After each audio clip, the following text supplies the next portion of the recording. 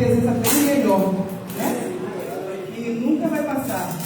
Jesus Cristo, ele é ontem, hoje e eternamente. E eu quero agradecer desde já ao nosso pastor, né? O convite, nosso pastor Elisângela, nossa japonesa, aquela missionária, aquela amiga pequena, japonesa, irmã Maria, toda a igreja, os pastores, né? Todos que estão aqui, pela oportunidade, meu irmão Jeremias. Quero agradecer também pela vida dele, ele é uma bênção, né? E o meu lindíssimo, irmãos. Glória!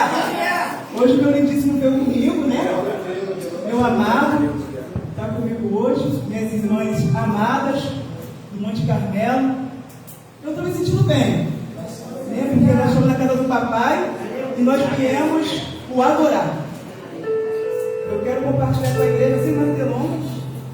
Estava ali entre um texto e outro, mas Jesus abençoou e confirmou através do louvor o amigo que eu encontrei.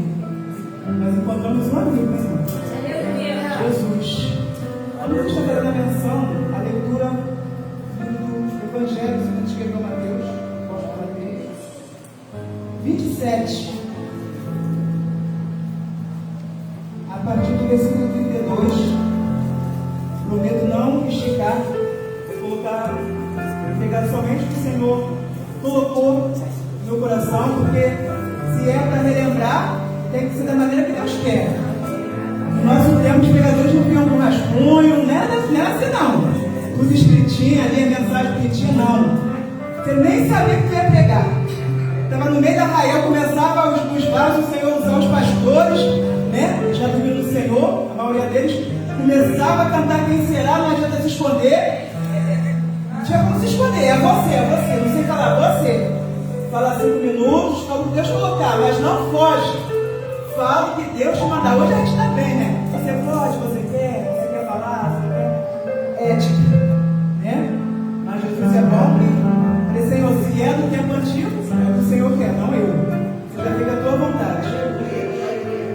Mateus 27, a partir de 32, vamos fazer a leitura. A palavra de Deus. Que diz assim: a crucificação. E quando saíam, encontraram um homem sirineu, chamado Simão, a quem o estrangeiro a levar a sua cruz. E chegando ao lugar chamado Gólgota, que significa lugar da caveira, deram-lhe a beber vinho misturado com fel. Mas ele, provando, não quis beber.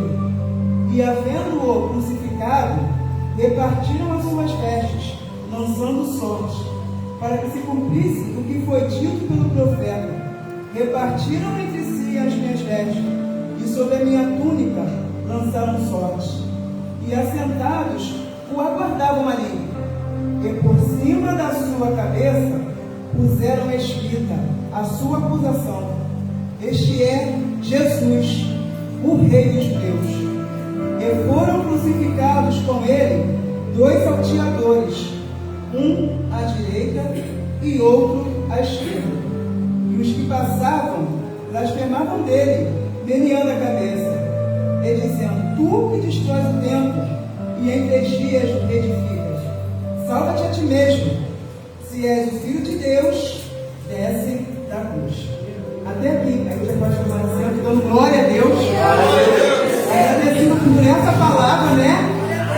E a palavra do Senhor tem mais de 2000 anos, ela foi escrita antes que eu pensasse em nascer, antes que vocês pensassem em nascer.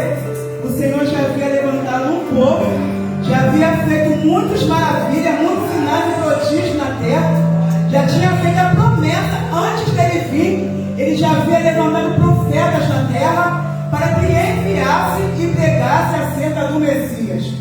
E sabemos que essa mensagem da cruz foi a mensagem que nos salvou e que nos trouxe a salvação que há em Cristo Jesus. E sabemos que não há outro nome pelo qual nós possamos ser salvos, a não ser o nome do Filho de Deus, Jesus, o Nazareno. Nós estamos diante de um texto muito conhecido, a crucificação. Mateus 16, que eu gosto muito, ou Mateus 27. Eu estava esperando uma resposta do Senhor. Eu vim aberto, não me esvaziei. Eu me esvaziei de mim mesma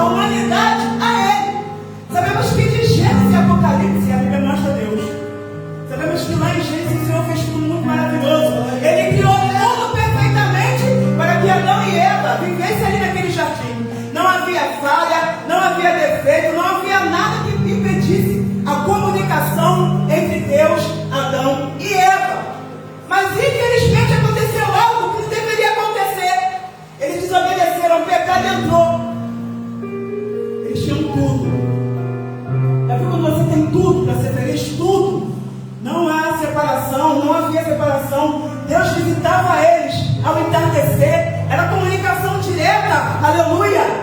Mas isso foi interrompido pelo pecado. Aleluia. Mas o que mais lindo que nos toca é quando o Senhor ele faz o plano da salvação para atrair a humanidade de volta a Ele. E lá no próprio livro de Gênesis o Senhor fala que Ele iria levantar um que iria pisar na cabeça da serpente. O único que deveria ter o poder e tem até hoje, porque Ele é o dono do poder, Ele é poder, Ele é poder. Quem podia ajudar? Jesus o Nazareno. Aleluia. E sabemos que Ele se ofereceu. Aleluia. Isaías vem profetizando acerca do Messias, um dos profetas maiores, porque mais escreveu, não porque ele era melhor que Amós, que Obadias, que Sofonia, mas porque escreveu 66 capítulos e é considerada a mini-bíblia. Ele veio falando, aleluia, porque um menino nasceu, um filho se nos deu. E o seu nome será chamado Pai da Eternidade, Príncipe da Paz, Conselheiro Maravilhoso e Pai da Eternidade. E eu falei, Jesus, é muito lindo o projeto de Deus que o Senhor já estava preparando para entregar à terra. A terra estava gemendo através das dores cometidas pelo pecado, porque o pecado é uma história. O pecado ele acaba conosco. O pecado mata o corpo, o pecado ele mata o espírito e o pecado ele mata a alma. Imagine, se Jesus não viesse, não se oferecesse, aonde nós estaríamos agora? Pensa agora, aonde você estaria agora? Cada um aqui veio deu um testemunho. Falei, Senhor, eu quero o testemunho, mas agora eu posso falar. Eu também sou vinda, não nasci nesse evangelho, mas pela palavra do Senhor. Bíblia, palavra, o Senhor me chamou dentro de um quarto com 10 anos de idade. Através do texto, esse texto aqui, criança, mexe nas coisas dos pais, né? Tem um livro preto, aquele era um livro preto, hoje em dia é chique, né? É lilás, é roxo, tem tudo que você vive na modernidade, todo, mas é um livro da capa preta. Você aqui é todo empoeirado. Criança. Dentro desse texto você entender quem é Jesus. Quem é Jesus para você? Eu não sabia quem era Jesus. Eu estava no samba, estava no espiritismo, eu estava numa família que totalmente pensamento ao contrário daquilo que o Senhor queria que eu vivesse, criada por vó, não criada por mãe. Mas Deus já estava traçando um plano de salvação. E o Senhor me chamou por esse texto. Quando eu li esse texto, algo ardeu no meu coração. Uma voz falou: aceite a Jesus, aceite a Jesus, aceite a Jesus, porque Jesus ele chama criança, jovem, adolescente, adulto e idoso. Jesus não precisa, às vezes eu digo assim, Jesus, ele é o próprio pregador, ele é o próprio que chama você pelo nome.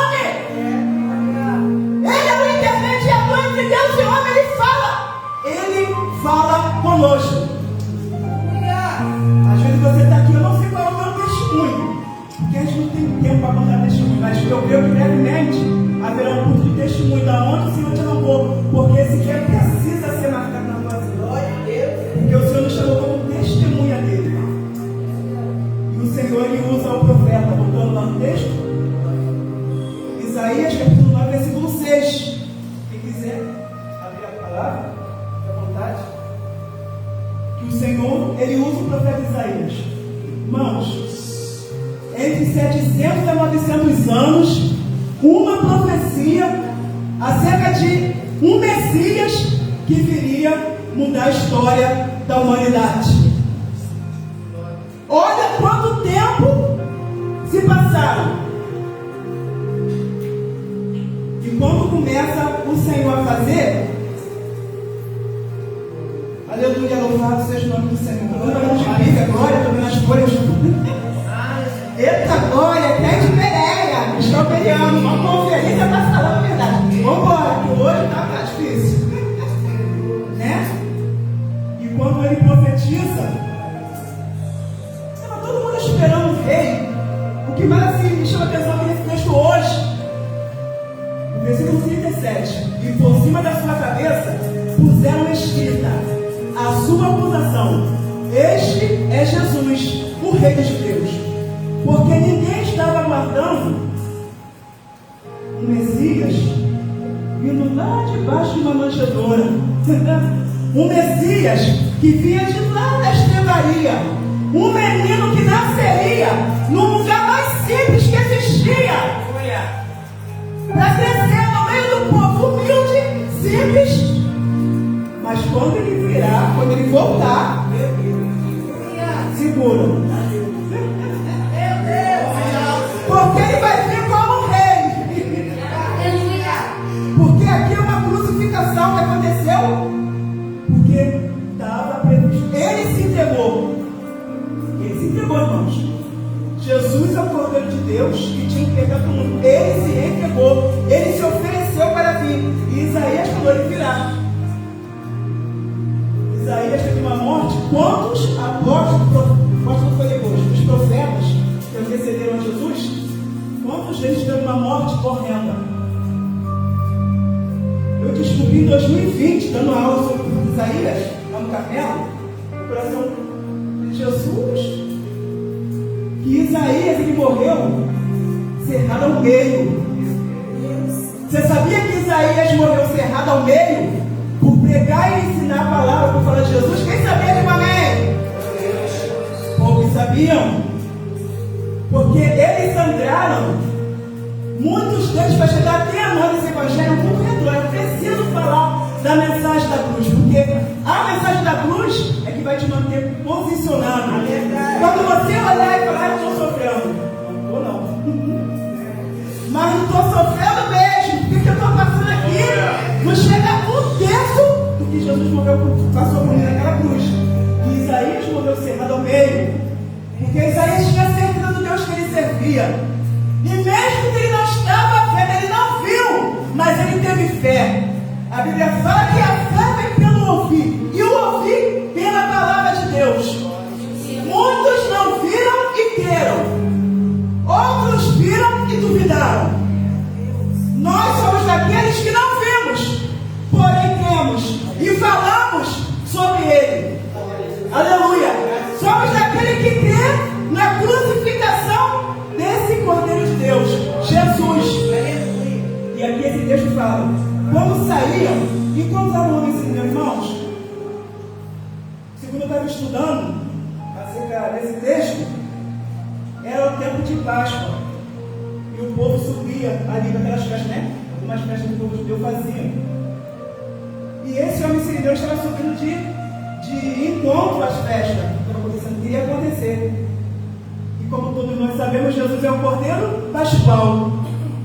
Era de comum eles sacrificarem, crucificarem alguém no período da Páscoa.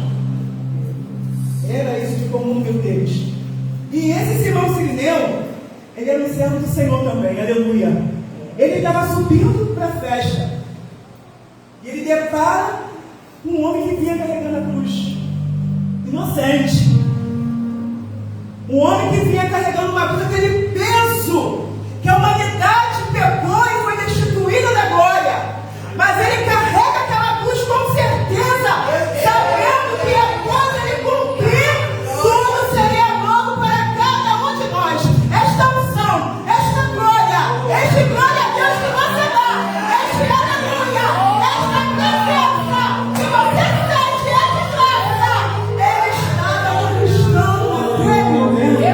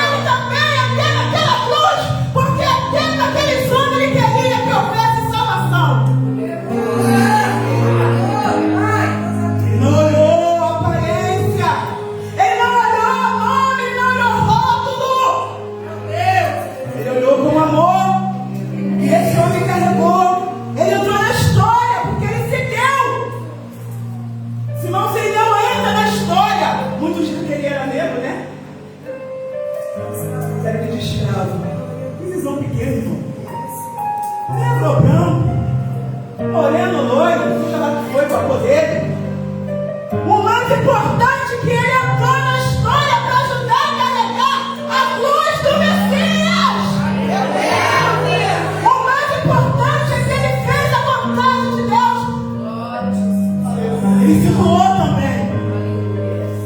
E ali, chegando naquele lugar, Gólgota, que significa lugar da caveira, irmãos, 3 salteadores que o Senhor colocou no meu coração. Eram 3. Só havia um inocente. Mas aqueles que estavam de um lado e de outro, eles fizeram por onde para lá. Mas Jesus estava falando por eles dois também. Deram-lhe a beber vinho misturado com fel. Vinho misturado com fel. Mas ele, profano, não quis beber. O profeta Isaías também fala no seu capítulo 53 que ele foi levado como ovelha muda ao matadouro. Ele não abriu a sua boca em nenhum momento, não reclamou, não murmurou, não questionou, porque ele precisava fazer isso. Porque se ele não fizesse isso, não haveria salvação. E aqui ele foi, bebendo vinho, misturado com fel, meu Deus. Agora eu vou entrar nos nossos pastores antigos. Eu lembrei muito do pastor Pneu, com esse louvor que vocês cantaram. Eu tive que ir lá, fui lá. Não, esse trabalho aqui não vai parar, gente. Não vai parar mesmo, não. Em nome de Jesus. Isso é profético, que isso é nossa herança. Este trabalho aqui não vai parar. E aqui, quando eu estou olhando até do Fé, eu lembrei dos pastores que nos ensinaram como servir o Senhor. Havia um contrato sério para servir o Senhor.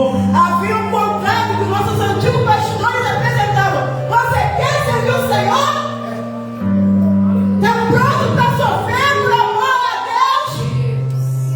Está pronto para poder ser chicoteada? Está pronto para ser caluniada? Está pronto para morrer com Ele? Eles diziam assim, sem nada falar, era uma frase, às vezes era uma parábola, né, irmão Celino? Era uma frase, uma parábola que só entendia quem estava ligado. Igreja, muitas das vezes você tem que comer, para comer um fel, tá irmão, descendo aqui, ó, arame farpado na tua garganta. Está passando algo que você não pode falar, desce aqui na tua garganta, essa prova, essa perseguição, mas tu não pode falar. Sabe por quê? Tem que descer como se fosse pão doce. Tem que descer como se fosse aquele mel que está lavando a tua alma. Tem que descer como se fosse algo maravilhoso, se alegrando, porque é por Deus. E Jesus fez isso. Bebeu. Ele bebeu o que era para eu e você beber. O cálice amargo. Para que hoje pudéssemos ter o cálice do Novo Testamento, que é o sangue dele representado por pão e por vinho, o corpo e o sangue de Jesus, que nós comemos, bebemos, simbolizando a volta dele. Porque ele deixou uma promessa. Ele deixou uma promessa. Mas muitos não entendem. Muitos começam, não conseguiram entender. Ainda não receberam. Como é que é ser um cristão? Como é que é? É vida de luta, fardo o tempo todo? É só sorriso, é só vitória.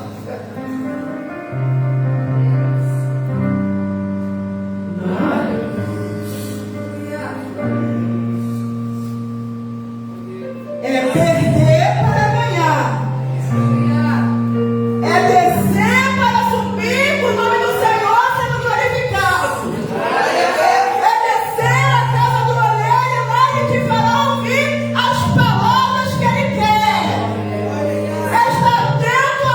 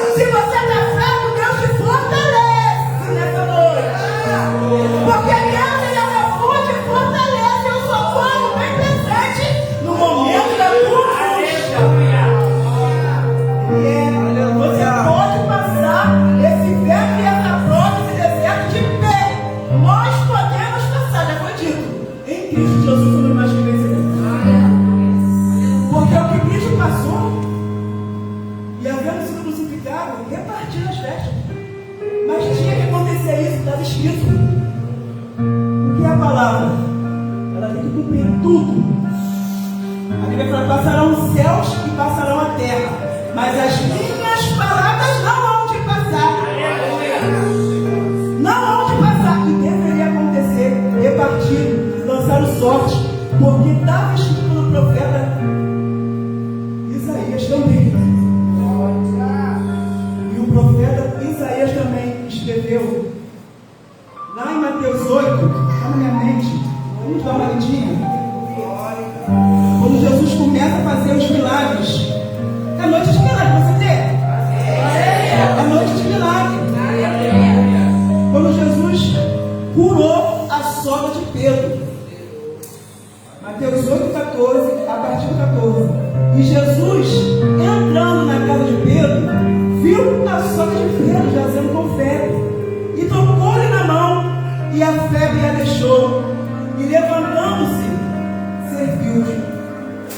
E chegada a tarde, trouxeram-lhe muitos endemoniados, e ele, com a sua palavra, expulsou deles os espíritos, e curou todos os que estavam enfermos, para que se cumprisse o que fora dito pelo profeta Isaías, que diz: ele tomou sobre si as nossas enfermidades e levou as nossas doenças lá na cruz do Calvário. Isto quer dizer que nós estamos sarados. Isto quer dizer que nenhuma enfermidade ficará na nossa alma ou no nosso espírito, se verdadeiramente somos filhos de Deus. Porque às vezes o corpo vai me enfermar. Não posso mentir, tenho que falar para vocês. O corpo vai enfermar. A matéria, ela vai sentir a consequência do pecado. Porque ele perdoou, porque ele deixou consequências também para nós.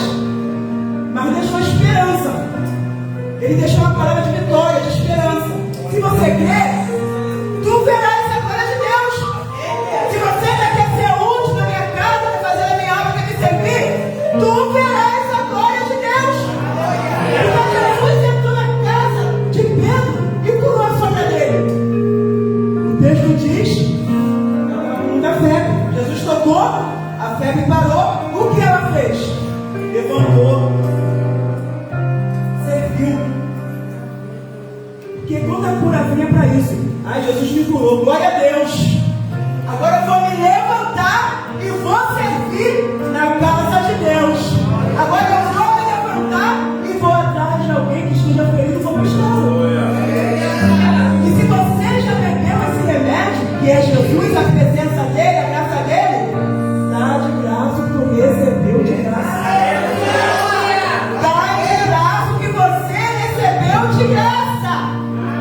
Prega que Jesus te curou. Prega que Jesus libertou na tua casa. Que ele curou e que ele salvou, porque tudo é um cumprimento da palavra. O profeta profetizou há anos. E isso aconteceu e ainda está acontecendo. E ainda está acontecendo. Eu estou tentando achar o peito, irmão. Está dando glória. A igreja primitiva está dando glória a Deus. Aleluia. Ele é título de honra. E aqui o 36. E assentados, o guardavam ali. Estavam achando que iriam parar o rei da glória. Aqueles soldados romanos estavam ali guardando Jesus. Vamos ficar vigiando ele, para ver se ele vai fazer alguma coisa que a gente consiga o acusar. Porque toda acusação que eles fizeram ao nosso rei da glória, porque é assim que a gente vê ele, do começo ao fim, o nosso rei da glória, foi tudo falso. Jesus simplesmente ele veio, ele começou a atender, né, as necessidades do povo. Mas o que é, Deus, que matou aquele povo? Mas muito triste será. Vamos pregar a palavra, vamos falar de Jesus, irmão. Porque muito triste será você estar dentro da casa de Deus e perdido. Muito triste será está dentro da casa de Deus vivendo de religiosidade. Porque aqui não, é muito pessoas religiosas, meu Deus. Pessoas que tinham entendimento, pessoas que estudavam muito a Bíblia, pessoas que eram teólogos, pessoas que tinham chamada, esperando o Messias e não conseguiram enxergar o que o ladrão na cruz enxergou em Jesus. Aleluia. Dois salteadores, um de um lado, um do outro. Eu estou aqui porque eu merecia. É como nós hoje. Eu estou passando essa luta, de repente eu mereço passar essa luta, porque eu passei com a minha mão. Mas Jesus é misericordioso e Ele estende a mão. Ele estende a mão e diz: se você se arrepender, eu posso mudar esse quadro. A mensagem do Evangelho quer dizer boas novas. Mas o que é o Evangelho de Cristo? É julgamento, é acusação, é tacar pedrada? Não. Porque agiram assim com muitas pessoas quando Jesus veio. Aquela mulher que foi pega em um ato de adultério. Cheio de pessoas ali que conheciam a lei. Não sei porquê, não é nada disso, hein? Mas estou falando que o Senhor está mandando. Eu os deixo aqui parados aqui, mas pessoas que conheciam a lei. Quando aquela mulher pega no próprio ato,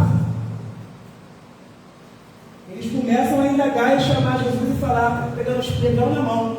Jesus era muito sábio. Mesmo sendo Deus, ele tinha sabedoria, sabia a hora de falar e a hora de calar. Porque ele foi limpo do começo ao fim, ele não se envolveu, ele deu opinião errada, ele simplesmente ensinava tudo muito certo. E quando aquela multidão querendo com sede para matar, ele quieto, olha mais uma vez ele com a boca calada, só escreve: aquele que não tiver pecado, atire a primeira pedra. É como se fosse para nós, hoje ele falando, todos pecaram. Hoje vocês não vivem mais na prática do pecado, porque há diferença em todos pecaram e aqueles que estão praticando. Irmão, você está praticando? Deixa o pecado. Porque o pecado faz separação entre nós e Deus. Aleluia. O pecado vai ser a única coisa que vai pedir o crente de entrar lá. Ser chamado pecador remido, glória. Ser chamado pecador ativo, não. Não, não e não. Pecador ativo, não. Pecadores remidos. Pecadores que vão. Pecadores que pregam a limpeza pelo sangue de Jesus através do Evangelho. E Jesus deixou uma esperança para ela. Ficou só os dois. Porque Jesus é assim. Há um momento que será você e ele, como foi aqui. E foram crucificados com ele dois salteadores, um à direita e outro à esquerda. Lucas vai falar melhor sobre o arrependimento. Eu vou falar melhor quando um fala: Pai, né? Lembra-te de mim. E o outro está lá, sem a visão, criticando. E o que fala para se arrepender, lembra de mim? Olhou para o outro. Você não tem visão, né? Conjecturando o que está acontecendo aqui. Nós erramos, estamos nessa cruz, mas ele não. Ele não errou, ele fez nada para que parasse naquela cruz, para que estivesse aqui. Mas ele viu que estava chegando a hora dele, porque chegará a hora da morte. Aleluia. Irmão, não sei o que o Senhor quer conosco, mas o Senhor está falando: chegará a hora da partida. Chegará a hora que teremos encontro com o Todo-Poderoso. E o ladrão de um lado e o outro ladrão do outro. Um se arrependendo e o outro não se arrependendo. E uma multidão passando e balançando a cabeça.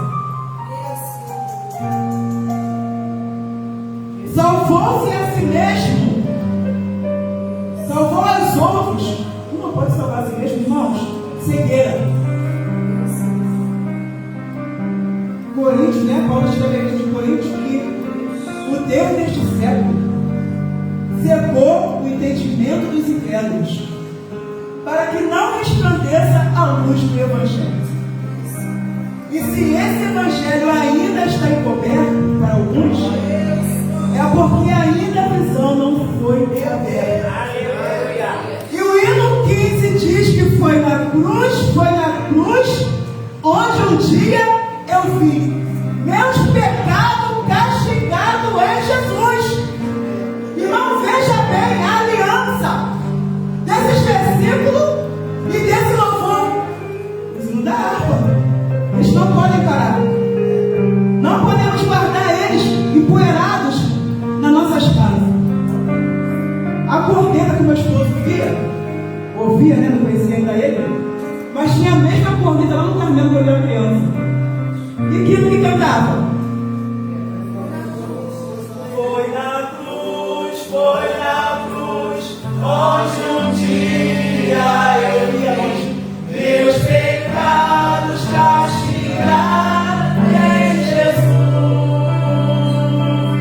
Foi ali pela fé que meus olhos abri, e agora me alegro em sua luz. Esses louvores tocavam. E é longe. Se eu amo a mensagem da cruz, até morrer mesmo, nós iremos proclamar, porque foi na cruz que Jesus verteu sangue, foi na cruz que Jesus deixou tudo lá. E o interessante, eu vou terminar, quando ele faz isso em Filipenses 2, 9 e 7. Filipenses 2, versículo 5 em diante, fala: de sorte que haja em vós quem? Nós, a igreja, o mesmo sentimento que houve em Cristo Jesus, que sendo em forma de Deus, ele não teve por usurpação de ser igual a Deus, mas aniquilou-se a si mesmo, tomando a forma de servo, fazendo-se semelhante aos homens, e achado na forma de homem, humilhou-se a si mesmo, sendo obediente até a morte, e morte de cruz. Vou parar um pouquinho aqui. Se mexe com o nosso ego. A igreja de hoje.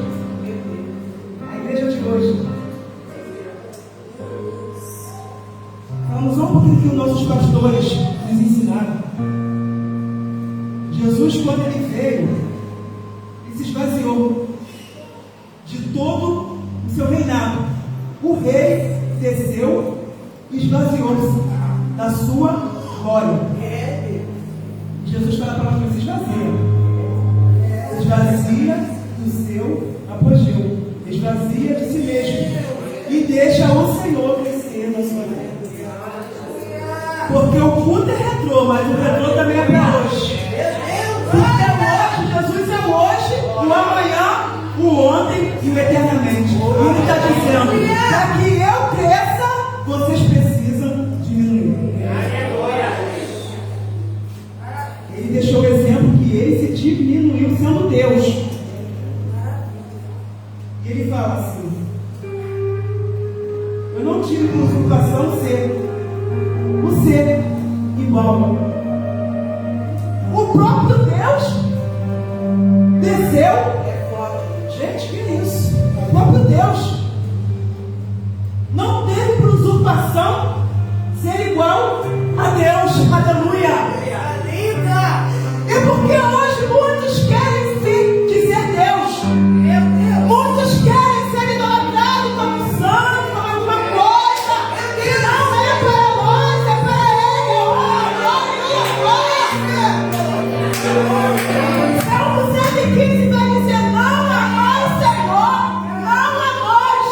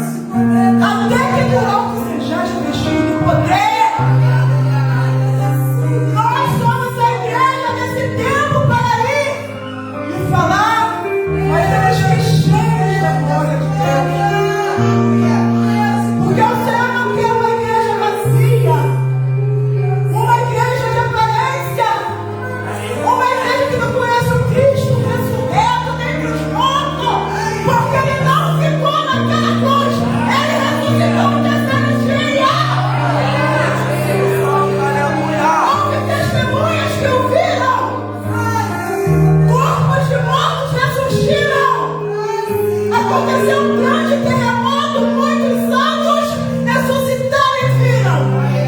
Ele apareceu a mais de 400 pessoas vivas. Ai, Deus. Ele